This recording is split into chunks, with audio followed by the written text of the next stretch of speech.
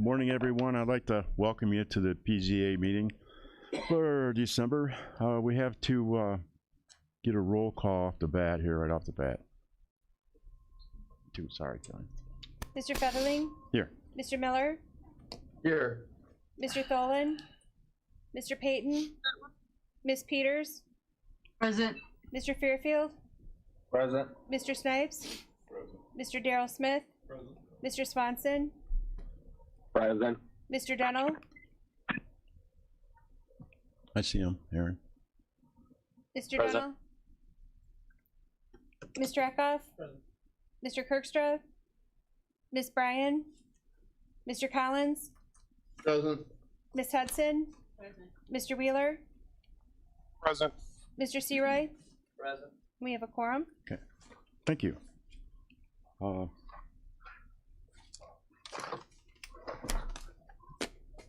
Entertain a motion to approve the minutes for November 18th, 2020. Can you get a motion? Miller. Mr. Smith, second by Mr. Miller.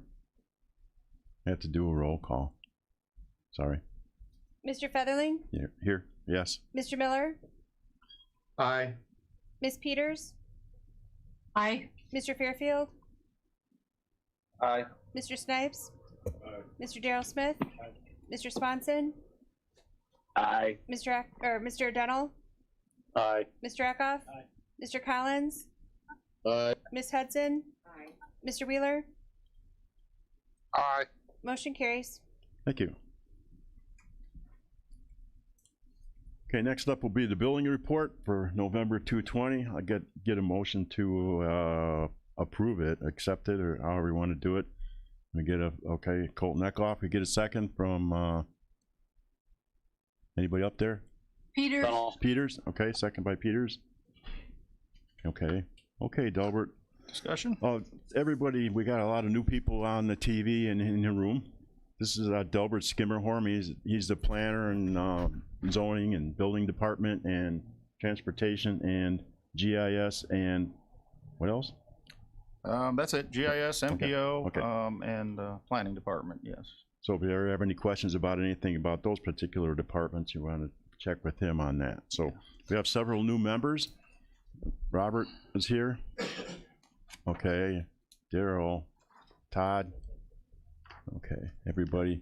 Okay, so our new members are Mr. Eckhoff, Ms. Bryan, Mr. Collins, Mr. Kirkstra, which he's not here, I don't think, Miss Kimberly Hudson, and then, well, Robert, you were here before?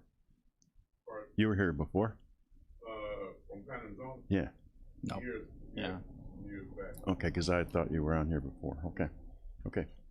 Thank you. Okay, Delbert, it's all yours. Each month we, as they're available, we give the committee the building division report for the previous month. In your packet, you should have the 2020 November building report.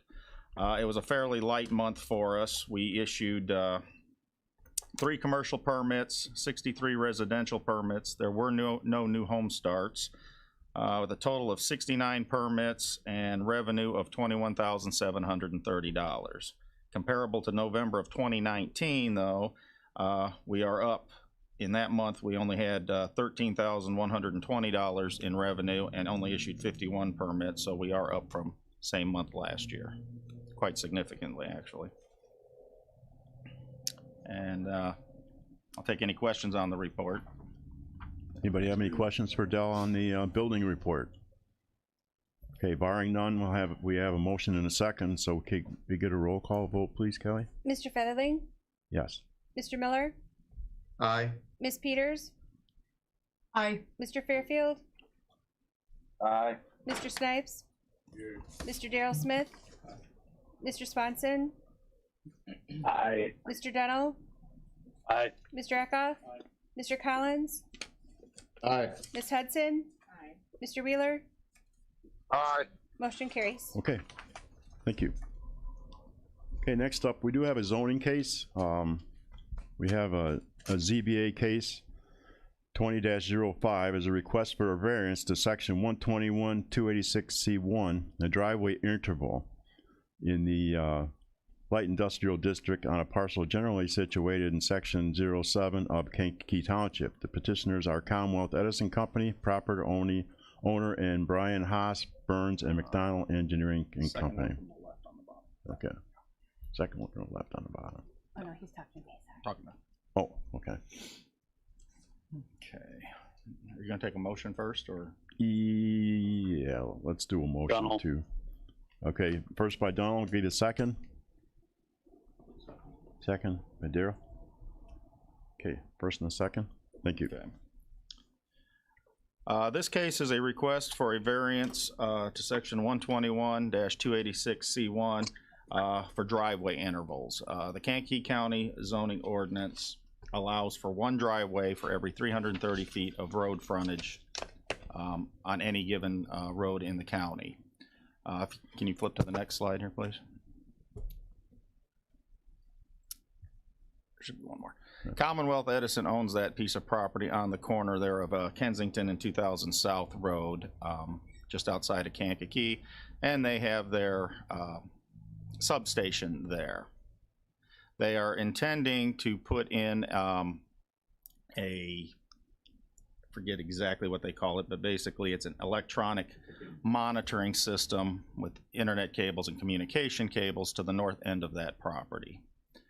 They would like a driveway to access that facility because it needs to be separated from the substation facility because of safety concerns. The certifications for employees working in the substation is entirely different than the certifications required for the communication center.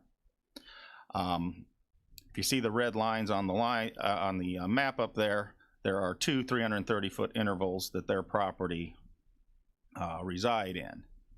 The northern interval is where the driveway for the new system, communication system would be, which is the green dot that's on the map. Unfortunately, the neighbor to the north already has a driveway in that segment. In fact, there's more than one already. The two properties to the north have driveways. So this would actually be adding a third driveway to that interval. A zoning board of appeals did hear this at their public hearing on December 7th. There were no objectors present, and the zoning board of appeals recommends the approval of this 6-0.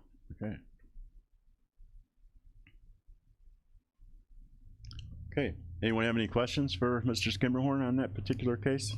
It's a pretty easy one here. I might add that it is a low volume driveway. They said they'd be maybe a couple of employees a month for maintenance purposes once it's constructed. Okay. If barring no questions from anyone, get a roll call vote, please. Mr. Featherling? Yes. Mr. Miller? Aye. Ms. Peters? Aye. Mr. Fairfield? Aye. Mr. Snipes? Mr. Darrell Smith? Aye. Mr. Swanson? Aye. Mr. Dunnell? Aye. Mr. Eckhoff? Aye. Mr. Collins? Aye. Ms. Hudson? Mr. Wheeler? Aye. Motion carries. Thank you. Okay, the next up will be, we're gonna have a little introduction to planning today because we have so many new members. Delbert Skimmerhorn's gonna cover the topics and some of the things we might be going. I think we'll get a little bit each week instead of trying to sit here for 3 hours and listening to all of it. So the way to do it is a little at a time. So Mr. Skimmerhorn, you got the floor. Yes, I've been asked by the chairman to do a few learning sessions with the committee to help the new members along, understand what zoning and planning is. So first up, I thought it would be best if I introduce you to the planning department itself. Next month, we'll probably touch on zoning board of appeals process, and I know we threw you into a zoning case immediately today, but that was unfortunate. And probably the MPO process next month, and then we'll go on from there, whatever's needed at that point. Go ahead, Kelly, to the next one. So first off, what is the planning department? Go next. The term planning department is generally used throughout the building, throughout the county. It refers to all the activities that my office performs. However, we are more than just the planning department. The planning department itself has 3 divisions. There's the planning division that does all the planning and zoning work, the building division, which issues permits, does inspections and handles code enforcement. And there is a solid waste division that is unmanned at this time, although we are doing some solid waste works, such as the e-waste program that you'll probably hear about in the coming months. I also have the GIS department, which is actually a separate department. For those of you who do not know what GIS means, that's Geographic Information System. That's basically the county's mapping system for all of your parcel mapping and other mapping needs. And we have the Kankakee Area Transportation Study, which is also known as CATS, and that's part of the MPO process, which is MPO is Metropolitan Planning Organization. They handle the transportation planning for the metropolitan area of Kankakee County, which is City of Kankakee, Aroma Park, Bradley, Bourbonnais, and Manteno, and some outlying areas. They also are responsible for Showbus, our rural transit provider. And they do work with Metro, the urban transit provider. Each one of these has their own budget. They each have their own employees, and they all have their own revenue sources. We do have some economy of scale because we do get to share some employees and some of the resources that we have. So having them all in one department is beneficial to us. Next. And I wanted to parade them all up here so you could at least put a face with the name, but COVID won't let us do that. So I'll at least tell you who everybody is. I'm Del Skimmerhorn. I'm the planning manager, GIS manager, and executive director of the MPO. We have Michelle Sadler, who is our office manager, who does far more than office manager work, but that is her title. Mary George just came on board with us on Monday. She's clerical support to help Michelle out. Steve Marion heads up our building division. Julius, also known as Butch Liptak, is our code enforcement officer. He actually mostly handles code enforcement, but does do some residential inspections and reviews. By the way, Steve Marion handles all of our commercial work for commercial buildings. Keith Mosier is also a code enforcement officer. He does all of the most of the residential inspections, reviews, and permit issuing for residential. We have Mike Magruder, who's we have him by contract, does our plumbing inspections, and Gary Phillips does commercial electrical inspections on an as-needed basis on contract. Daniel Bishop is our GIS coordinator and runs most of the operations in the GIS department. Ben Wilson is in the back of the room. He heads up our transportation and development division. He's 50% of his time works for the MPO, and the other 50% works for the Economic Alliance across the street. And then under him is Jeffrey Olson, our transportation manager, and Mike Mergenthaler, our transportation planner. So that's who they are and what they do. So if you have any particular questions on any of those subjects, they're the experts to call, but you can always call me as well. That's fine. Next. So what is our purpose? By ordinance, our purpose is to promote and protect the health, safety, comfort, morals, and general welfare of Kankakee County and its inhabitants. We are a public safety department in most aspects. One of our main charges is to develop and maintain a comprehensive plan and all the various auxiliary plans that go along with that for the county. How do we do this? We do this by administering and enforcing the county's land development codes. That includes issuing permits, conducting inspections, and investigating violations when needed. Next.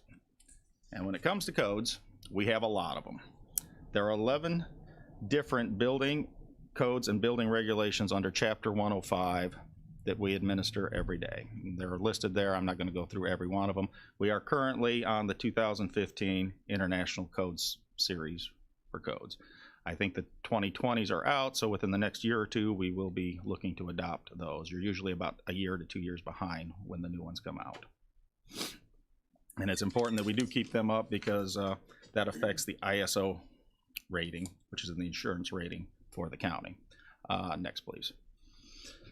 Beyond those codes, we also administer Chapter 46, the Solid Waste Code, Chapter 109, the Flood Damage Prevention Code, Chapter 109, Article 3, the Stormwater Management Code, Chapter 113, which is impact fees, that only affects parts of the county, Chapter 117, the Subdivision Code, Chapter 119, the Historic Preservation Code, and Chapter 121, which is one that this committee will use intimately, the Zoning Code.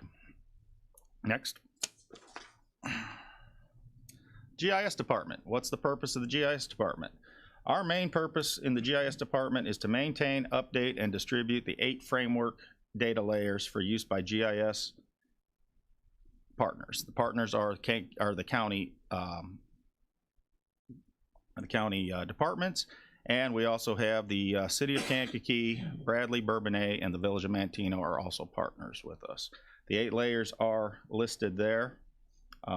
Aerial photography, cadastral data, which is your parcel data, addresses, soil data, survey control, street center lines, political and regulatory boundaries such as municipal boundaries, township boundaries, voting districts, precincts, that sort of thing. And then planimetrics and contours, which would be your topography. Those are the layers that we are charged with doing. Some are static and never really change. Others get updated at various intervals. We just got done in spring of this year flying the new aerial photography, and that should be available to the public very shortly. Right now we're having a little bit of a holdup about layering the different levels. You cannot, this is terabytes worth of data, so you cannot load the entire aerial photo setup when you're zoomed way out on the map. So we have to layer it down so that the number of pixels you see increases as you zoom into it. It's 3 inch pixel size, so the clarity of it is quite amazing for this new go around. Our previous photography was 6 inch, so this is almost twice the resolution on these photos. Okay, next please. What is the purpose of CATS? That would be the MPO, the transportation. Their main purpose is to ensure that we are compliant with the federal surface transportation requirements. I'm not sure exactly which act we're up to now. It was ICE-T, then a couple of others. Every time a new one comes out, the rules change a little bit, and we have to make sure we stay up with that. We make sure that the federal surface transportation funds are being spent in the urbanized area properly, and we help with the approval process for any projects that are going on within that area. We also review and plan major transportation projects such as the 6,000 road interchange that just opened up recently. Part of this, we have to develop and manage a long-range transportation plan and a transportation improvement plan. The long-range plan is every 5 years. The transportation improvement plan is every year, and that is a listing. That's the one you'll see most often because this committee does have to review and approve that every year. That is a 5-year outlook on projects themselves. And we monitor and support ShowBus, our rural public transportation program. Next. And so who are our partners in this? Well, certainly PZA is one of our partners. Planning and Zoning Committee, County Board. We also have the Regional Planning Commission that we report to. The Zoning Board of Appeals helps us with zoning cases. Historical Preservation Commission, they handle the historical preservation part of things. And the Kankakee County Enterprise Zone Board and River Valley Enterprise Zone Board, which Ben is in charge of both of those. Under building, we have the Board of Examiners. So if someone has an issue with any of our building codes and wants to challenge it or change any of them, the Board of Examiners handles that. Under transportation, we have the MPO Policy Committee, the MPO Technical Advisory Committee. There's a Safety Committee, and we have the River Valley Metro Board that we work with. The GIS department has a GIS committee. Some of the county board members do sit on that committee. And there's a GIS users forum. Next, please. And then that takes us to future topics. Like I said, we're probably going to hit the zoning process next month, and we're probably going to hit MPO next month. Floodplain violation process, some of those other ones will probably come in February. So I'm open to any questions. Anyone have any questions for this morning? Oh, Mr. Searoy.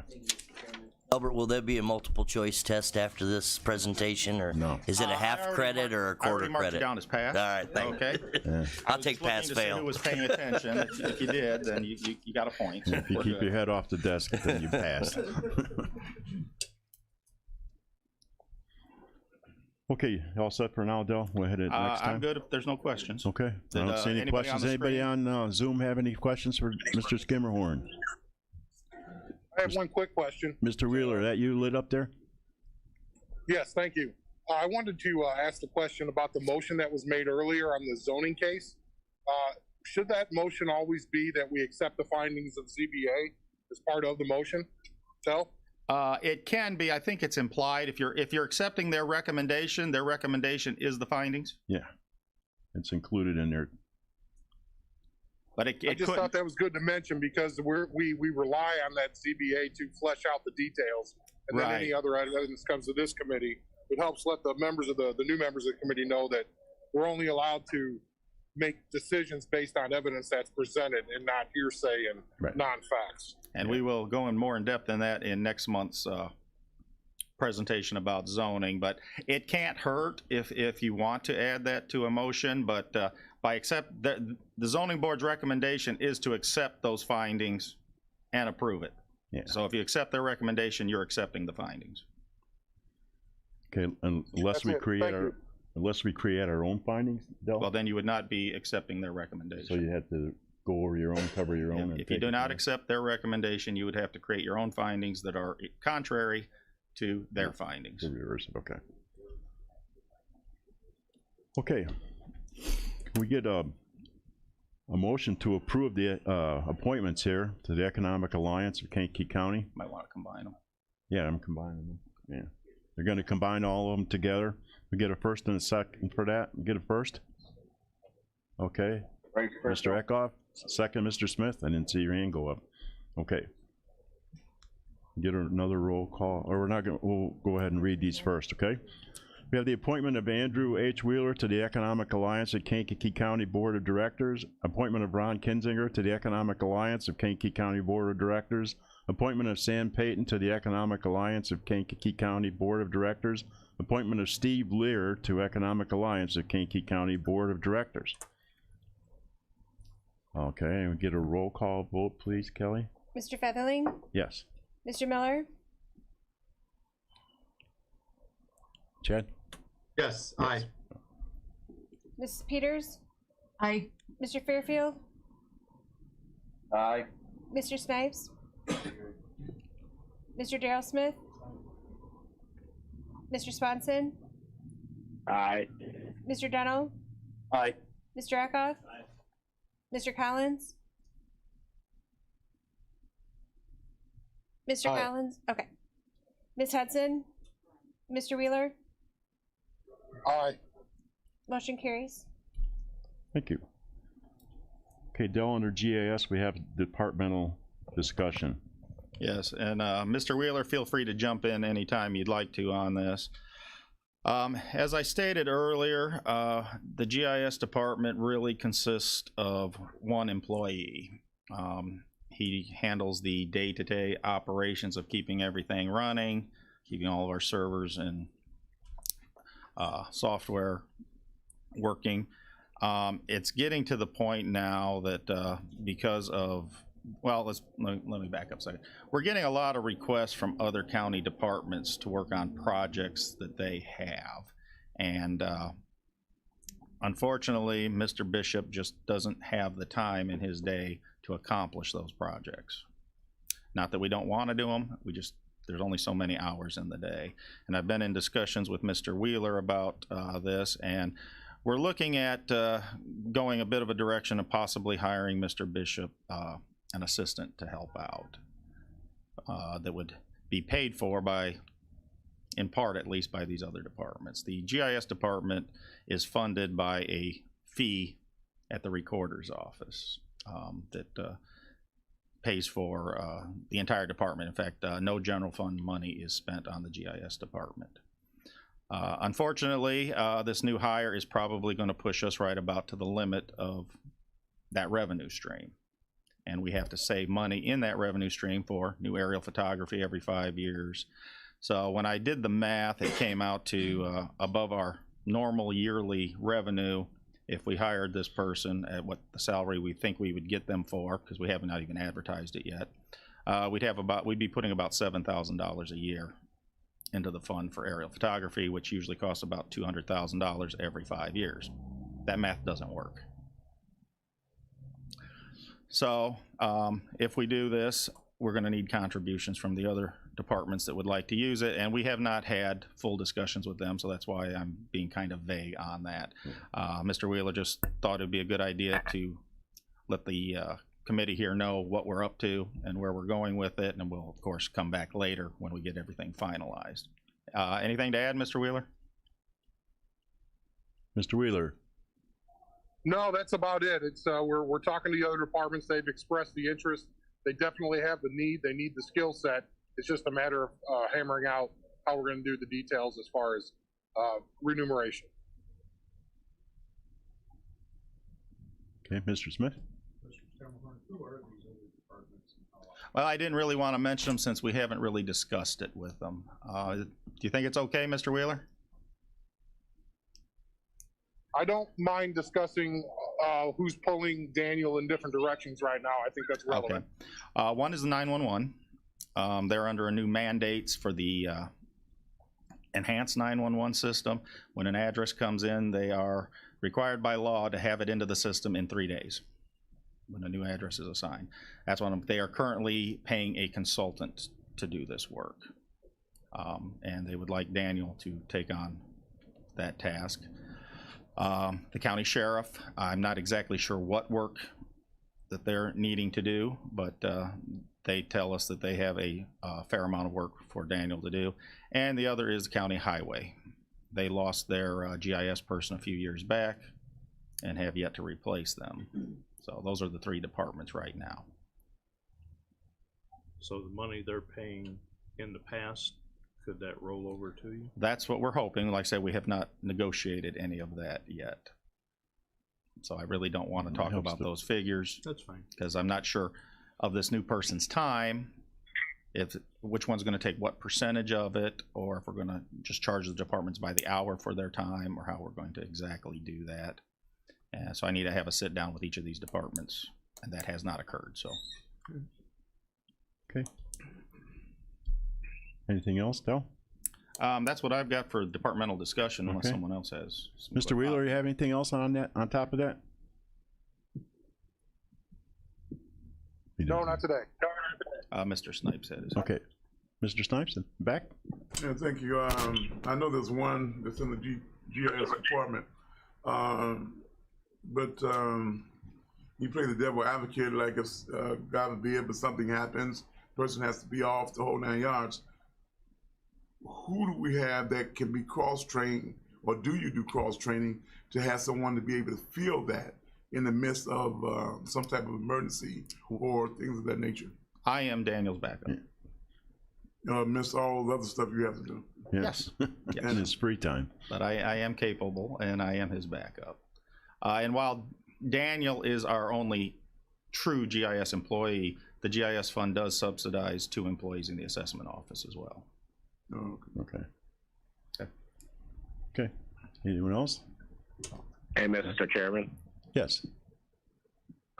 Delbert, are you talking an administrative position or a skilled labor position in that department? This would be a highly skilled labor position. Okay. That's what I assumed. Okay, anyone else? Okay. Barring any more questions, we can move down to the redistricting topic here. Del, are you covering that one, or Andy? I think it's mostly Mr. Wheeler, but I can open the discussion. The reason I put it under the GIS department is because I think, as you all know, the redistricting of the county board districts is coming up, and I believe it's due in sometime in June or July of 2021. The reason it's under GIS is because it's going to require us to purchase some software and use some GIS time to with the committee that will be formed to determine what those boundaries will be.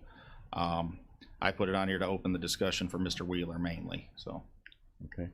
Mr. Wheeler, you want to jump in? Sure, yeah, real briefly, it's basically, we did a search, we talked to other counties. I was out looking around to see what other people were doing. Come to find out, the GIS system we have right now has the module for redistricting mapping. So we approached them. Dell's got a trial going right now to kind of play around with it to make sure we're okay, but it snaps right into our current GIS mainframe. I believe the cost was about $7,000 or $5,000, Dell. Right about 5,000 per seat. 5,000. And I think we only need one. It's not a yearly thing because we're only going to use it this year. We won't need it again for 10 years. So it's basically let the committee know it's budgeted. We have that money in there, and if it requires an amendment at the end of the year, we think we're okay. We'll come back and say we need a budget amendment for planning. But for the most part, it couldn't be a better situation as far as ease of integration into the systems we already have. Right. Is that correct, Del? Correct. It already talks with the software we have. It will work with the data that we have. Obviously, there's some manipulation, but just to make sure we have the most accurate data for doing this. It's pretty robust software, actually. As you move lines around on the map, it automatically changes the population of that district, so you can equalize and distribute your population accordingly. All right. When you're all said and done, it will actually print out and write the legal descriptions for each board district, which I had to do in 2010 manually. It took me a couple of weeks to do that. As you can imagine, those legal descriptions get long. It'll do that, and for mapping purposes, when it's all said and done, it will actually print out, make individual map books of the county with, or map books for the county board districts with an individual map for each district, as well as a table showing all the population and other attribute information for it. So you'll have a 2-page for each district on that. Okay. Okay, Andy, anything else for you, Mr. Wheeler? No, nothing else on that. The redistricting committee will be the ones interacting with it, but just thought PZA should know because it'll be a small impact on their budget. Okay. It's amazing we have the capability to do it with we can move a line and tell it goes up 50 people, 100 people, or 300 people, or what it changed just by moving a line here and there on the GIS, on the mapping stuff, so. I will mention, and Dell kind of touched on it, this will save in man hours what we're paying for it, I believe. I believe it will. I mean, the software, if you set up the parameters ahead of time, and if you do something outside of those parameters, it automatically highlights it, such as crossing a precinct line that you weren't supposed to. Gotcha. Okay. Okay. Okay, that's it for that one, Del. Okay. That's what I had. I don't have any old business. Does anyone have any old business? I do not. No, Mr. Kimber. Okay, we don't have any old business. Okay, anything under new business? Hey, Mr. Chairman. Yes, Mr. Swanson.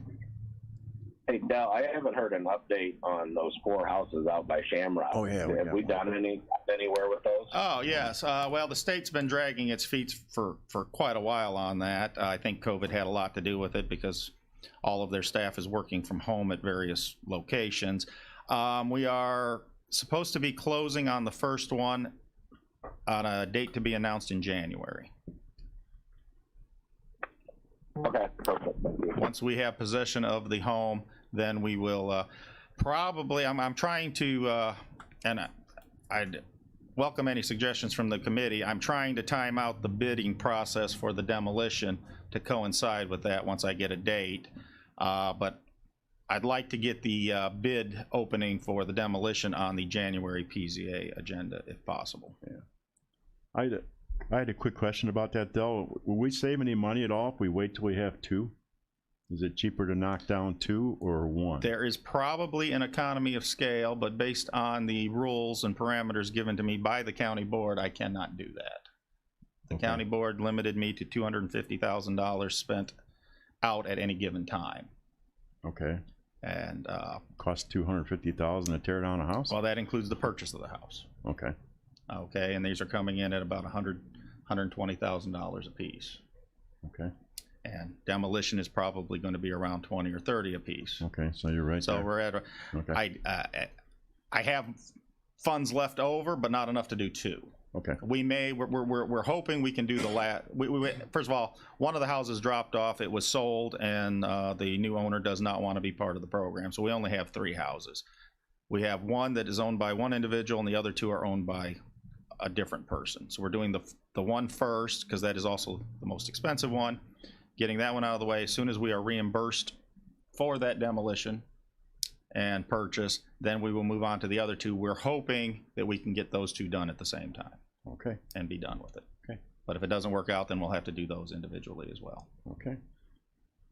Okay, if anyone comes up in the meantime with any questions they want to have or want to know about what we're doing here, feel free to call me or Mr. Skimmerhorn's here. My number's in the stuff here. Yes, my door's always open. Feel free to come down If or I call don't me. get my phone, I get right to it immediately, shortly thereafter, like everybody else. You don't always get there in time and stuff, so. Okay, if anyone, nothing else, we'll go to a motion to adjourn. Mr. Smith and Mr. Eckhoff, second. All in favor, say aye. Aye. Aye. Have a good day, everyone. Have a nice, we'll see you, everybody.